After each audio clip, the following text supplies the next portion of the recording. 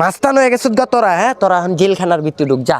এই যে জেলের ভিতরে করে দিলাম। এই যে তুমি চান্দুনি, তুমি বহুত মানুষের ছাদের ভিতরে কেউ আইতে পারে না, নতুন কেউ মেহমান আইলে এই দুই ছাদ ওরা দখল করে লাইছে।